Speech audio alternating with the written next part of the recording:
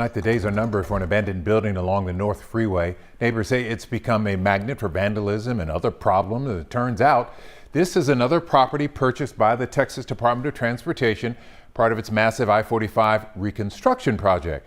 Talking about a former medical office building off I-45 in Little York, Jason Miles there live tonight with what he's learning today. Jason?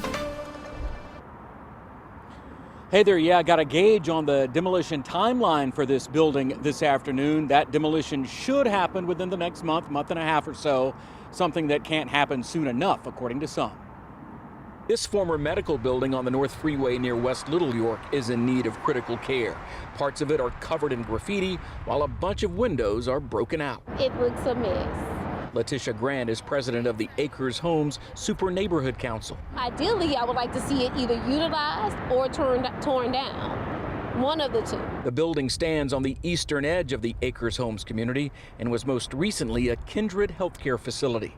And despite security measures that are clearly in place, Houston police confirm at least 19 calls for service here since the beginning of the year, mostly for trespassing and suspicious persons. It's become a place for people to just kind of hang out.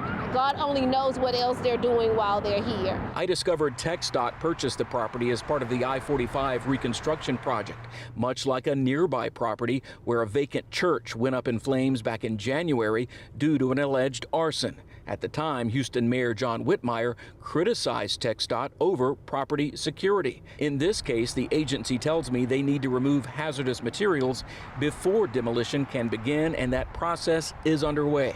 Adding in a statement, quote, demolition is anticipated to begin later in April and is expected to be completed by the end of May. That's something Grant and others look forward to seeing. I mean, we have to take every precautionary measure that we possibly can to ensure that people aren't getting into the buildings, hanging out on the inside. I mean, it's dangerous to them and it's dangerous to everyone else in the community. And in its statement, TxDOT pointed out the fencing you may be able to see behind the building and also those security cameras and other measures. And it appears as if some lower level windows were just recently boarded up with plywood. Reporting live from the north side, Jason Miles, KHOU 11 News. Question is, when will it all begin? Jason, thank you. Let's talk weather.